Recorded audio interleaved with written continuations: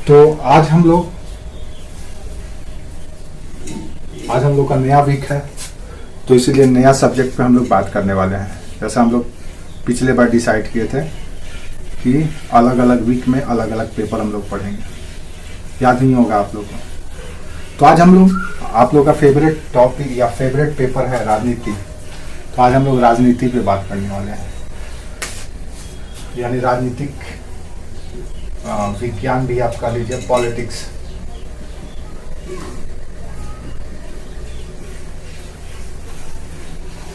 आप जब परीक्षा देंगे, किसी भी तरह का एग्जाम देंगे, तो इस राजनीतिक विज्ञान से ही सिर्फ क्वेश्चन नहीं पूछे जाते हैं। उसमें स्पष्ट मेंशन रहता है राजनीतिक विज्ञान और भारत का संविधान, और दोनों को मिला करके कहा जाता है भारत की राज्य व्यवस्था। राजनीति और संविधान दोनों का कॉम्बो होता है राज्य व्यवस्था। तो एक तरफ राजनीति और दूसरा तरफ संविधान। तो राजनीति और संविधान यानी कॉन्स्टिट्यूशन, इसको कॉन्स्टिट्यूशन कहा जाता है, कॉन्स्टिट्यूशन। संविधान कहा जाता है, इसको कहा जाता है पॉलिटिक्स। तो पॉलिटिक्स और कॉन्स्टिट्यूशन को मिला करके बनता है, क्या बनता है? राज्य व्यवस्था। ठीक है, तो ये आपका एरिया है पॉलिटिक्स। अब राजनीति और संविधान दोनों अलग अलग चीज हैं।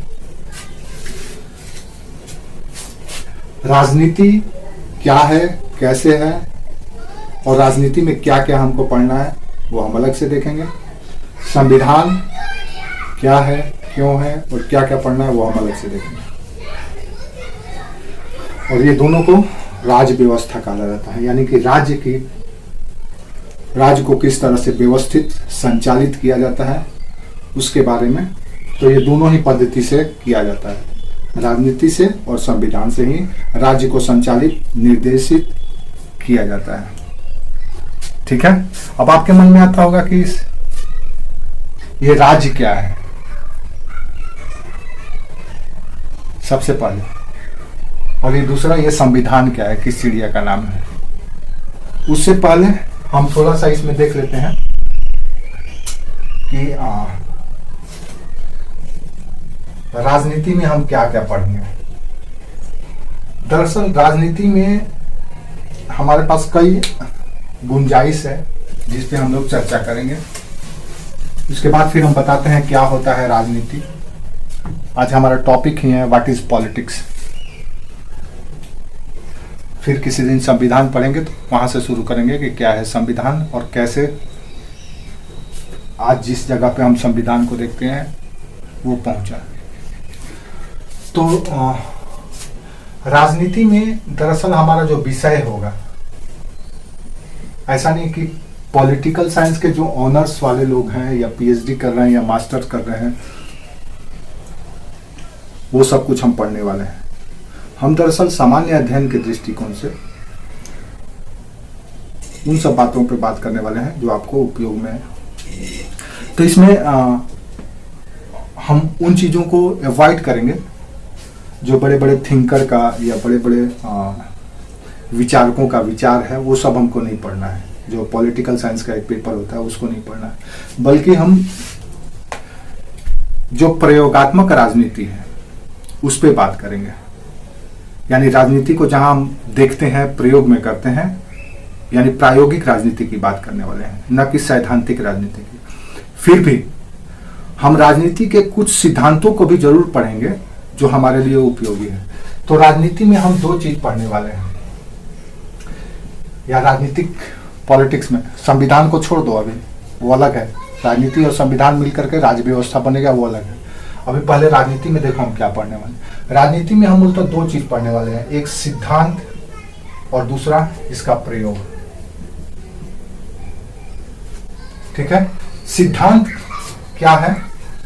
तो राजनीति में सिद्धांत वो चीज है जिसके माध्यम से राजनीति संचालित होता है। ठीक है, तो इसमें क्या क्या पढ़ेंगे, तो राजनीति के कुछ पॉपुलर आइडियोलॉजी है। हालांकि ये जो आइडियोलॉजी आया है ये लोकतांत्रिक, या आप कह सकते हैं कि लोक कल्याणकारी राज्य की जब से संकल्पना आई है तब से ये सिद्धांत कार्यरत है। उससे पहले ये सिद्धांत जब राजतंत्रीय व्यवस्था था तब का राजनीति अलग होता था, लेकिन जब से लोकतांत्रिक सिस्टम आया है तब से राजनीति का सिद्धांत अलग हो गया है और वो लोक कल्याण को ध्यान में रख करके किया जाने लगा है।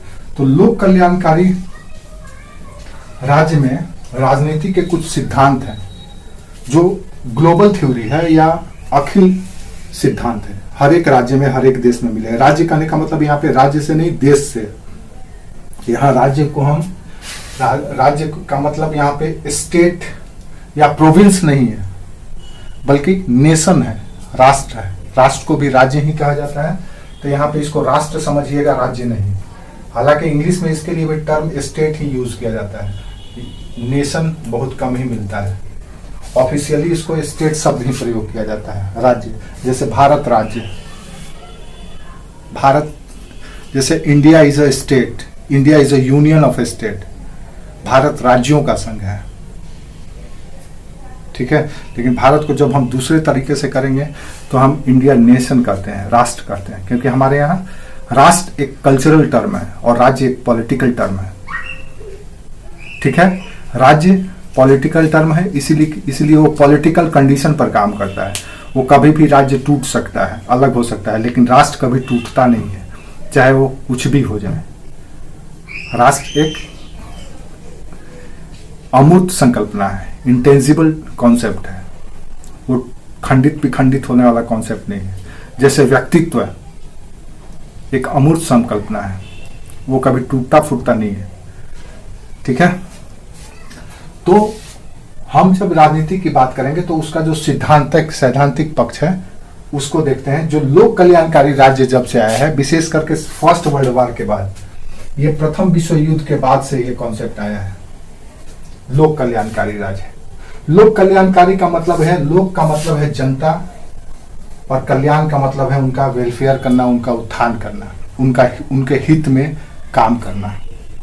तो कल्याण का मतलब होता है हित साधन या उत्थान, अपलिफ्टमेंट।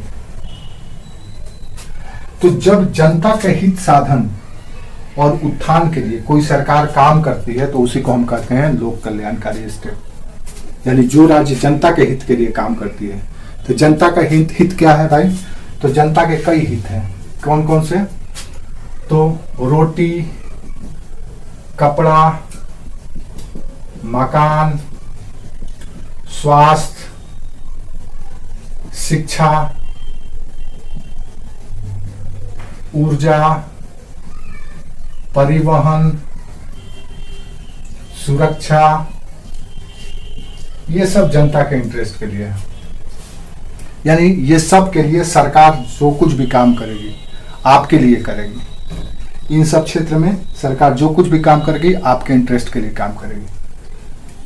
तो इसको कहा जाता है लोक कल्याणकारी राज्य। पहले की सरकारें जब मोनार्कियल स्टेट होता था, यानी राजतंत्रीय शासन व्यवस्था होता था, तो सरकार को ये सबसे कोई मतलब नहीं होता था। सरकार सिर्फ इस चीज से मतलब रखता था, सुरक्षा से, क्योंकि सुरक्षा रहेगा तभी तो उसका राज्य बचेगा, वो राजा रहेगा, नहीं तो कोई भी उसका राज्य छीन सकता है। लेकिन अब राजा बना ही जाता है, बना जाता है। अब के समय में राजा बनाया जाता है, न कि बना जाता है। अभी क्या है, राजा बनाया जाता है। पहले राजा लोग बनते थे। क्लियर है? बनना और बनाना दोनों अंतर है। क्यों? क्योंकि अब जनता के द्वारा बनाया जाता है, और पहले राजा अपने बुद्धि बल और बाहुबल से राजा बनते थे। अभी के समय में राजा कैसे बना जाता है? भीड़ बल और धन बल से। भीड़ बल से यानी कि जनता वोट दे करके जिसके ओर ज्यादा भीड़ रहेगा राजा वही बनेगा, और भीड़ को अपने तरफ करने के लिए क्या करना होगा? धन खर्च करना होगा। तो अभी लोकतांत्रिक शासन पद्धति में राजा वही बनता है जिसके पास धन बल है और भीड़ बल है। पहले जब राजतंत्र होता था, यानी राजा पैदाइशी लोग होते थे, जिनका खून होता था राजवंश का, वही राजा बनता था। ऑर्डिनरी नहीं कि कोई चाय वाला, कोई पनेरी, तो कोई ये, तो वो कोई भी राजा बन जाएगा, नहीं। राजा बनने का एक वंश होता था, वही राजा बनेगा। हाँ, अगर कोई व्यक्ति में बल है, बुद्धि है, तो बल और बल से, बुद्धि से वो भी राजा बन जाएगा। जैसे आपके यहाँ देखेंगे कि आपकी जो जाति व्यवस्था है, उस जाति में से हर एक जाति का अपना राजवंश रहा है। ऐसा नहीं है कि सिर्फ राजपूत ही राजा बनते थे। ब्राह्मणों के भी कई राज्यवंश थे, कई वर्ष, कई 100 सालों तक ब्राह्मणों ने भी राज किया, क्षत्रियों ने भी किया, शूद्रों ने भी किया, यादवों ने भी किया, वाल्मीकि समुदाय ने भी किया, सब समुदाय ने, उनका अपना राज्य था। जैसे आज ट्राइबल लोगों का भी अपना राज था, जनजातियों का भी अपना राज था, मुंडा राज, तो नाग राज, तो ये राज, तो वो राज, सबका अपना अपना राज था। तो हर एक वंश, उसमें भी जो वंश होगा, वो वंश अपना राज्य करता था। जैसे आप देखे होंगे रामायण में, जब राम अयोध्या छोड़ करके लंका की ओर जा रहे थे, तो उनको गुह राज का, निषाद राज मिला था। निषाद जाति का अपना राज्य था। तो हर एक जाति का अपना राज्य होता था और उसी वंश का व्यक्ति राजा बनता था। तो ये राजतंत्र में राजा बनता था लोग, और यहाँ पे लोकतंत्र में जनता के द्वारा बनाया जाता है। तो इसीलिए इन शर्तों को पूरा करके राज्य में राजा बना जाता है। तो लोक कल्याणकारी राज्य जब से आया है, तब से राजनीति के कुछ सिद्धांत आया। और ये सिद्धांत कब आया?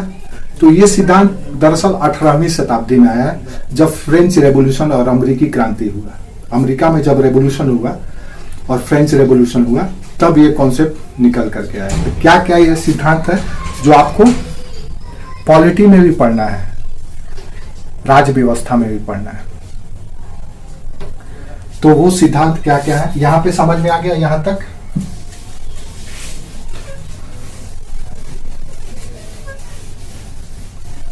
समझ में आया कि नहीं आया? बोलो।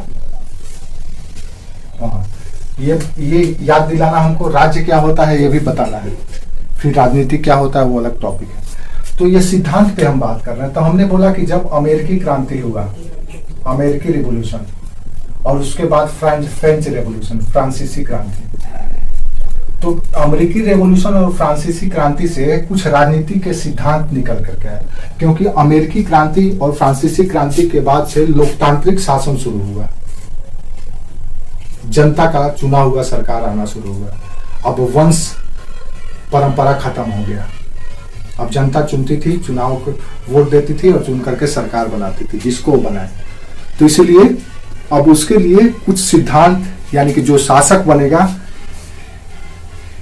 क्रांति के दौरान जिन चीजों की मांग की गई थी जनता के द्वारा, उनको जरूर अपनाया जाएगा। क्रांति क्यों हुआ था भाई? तो क्रांति इसलिए हुआ था क्योंकि समाज में वर्ग भेद था। जब आप अमेरिकी क्रांति और फ्रेंच रेवोल्यूशन की बात करेंगे, तो समाज में वर्ग भेद था। समाज में दो वर्ग होता था, एक अमीर वर्ग और दूसरा गरीब वर्ग। अभी अमीर वर्ग वो वर्ग होता था जो शासन में भाग लेता था, राजा के इर्द गिर्द होता था, वही बड़ा बड़ा अधिकारी, वही बड़े बड़े अमीर, सब कुछ वही होते थे, वही नियम बनाते थे, वही नियम तोड़ते भी थे, सब कुछ इन्हीं के हाथ में था। इस अमीर वर्ग को प्रिविलेज मिला होता था, विशेषाधिकार। विशेषाधिकार कहने का मतलब यह है कि इनको एक स्पेशल स्टेटस दिया गया था। जैसे मान लो ये किसी को मार भी देंगे तो इनको सजा नहीं होगा,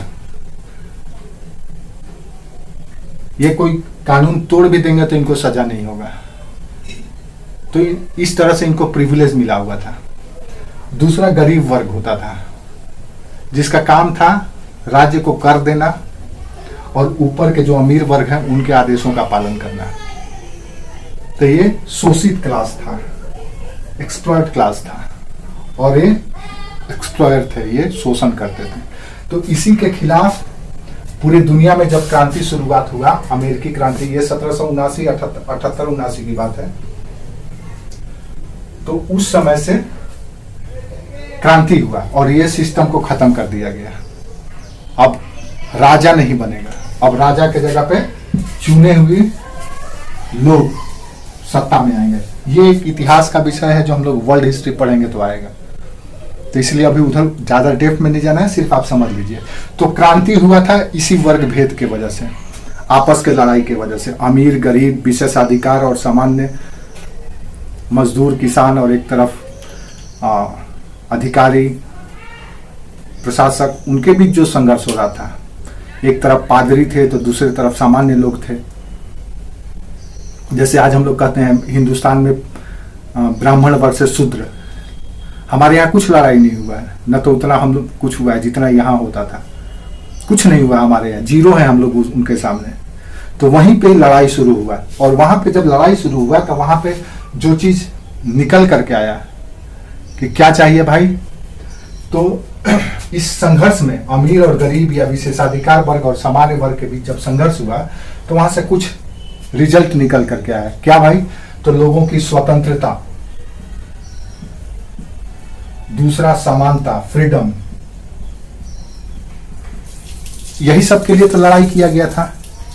तीसरा सामाजिक न्याय, सोशल जस्टिस।